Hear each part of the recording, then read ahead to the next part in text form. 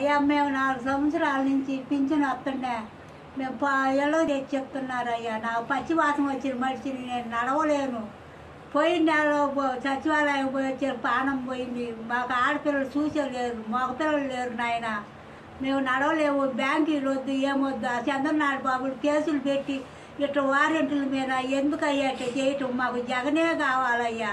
మీరే మాకు సాయం చేసి మాకు ఇంటికి తెచ్చి ఇచ్చేటట్టు చెయ్యండి అయ్యా. మీ పిండి ఉంటుంది, మాకు జగనే కావాలయ్యా. ఆయనే నాకు పిచ్చ పెట్టిండు అయ్యా, మర్చిపోలేమయ్యా. ఆయన మళ్ళీ రావాలయ్యా.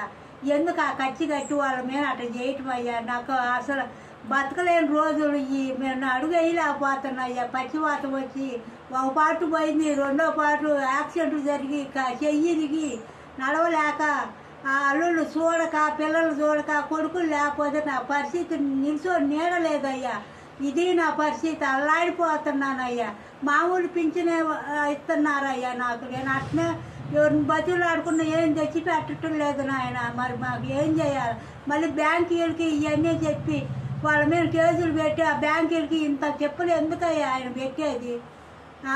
మాకు ఆ జగనే రావాలయ్యా. జగన్ పొన్నాను మాకు ఒడ్డునేసిండు అయ్యా. నాకు ఆయనే పింఛన్ ఇచ్చిండు అయ్యా. మళ్ళీ మాకు ఇంటికి తెచ్చి ఇచ్చేటట్టు మీరు పుణ్యం కట్టుకొని సాయం చేయండి అయ్యా. మీకు పుణ్యం ఉంటుంది అయ్యా. దిక్కులేని పక్షిలాగా నేను అడుగుతున్నాను అయ్యా. నా బోటోళ్ళు ఎంతమందో ఉండారయ్యా, ముసివాళ్ళు, దిక్కులేని వాళ్ళు. అందరికి ఆదరిస్తున్నావు, అన్నం పెడుతున్నావు. ఈ ముసివాళ్ళకి కూడా ఆశ్రయంలో మంచి ఉంటే చేసి మాకు సాయం చేయయ్యా. జగన్ పుణ్యాన్ని మాకు న్యాయం జరుగుద్ది కోరుకుంటున్నాం అయ్యా. ఆయన రావాలని పతే కోరుకుంటున్నాను అయ్యా.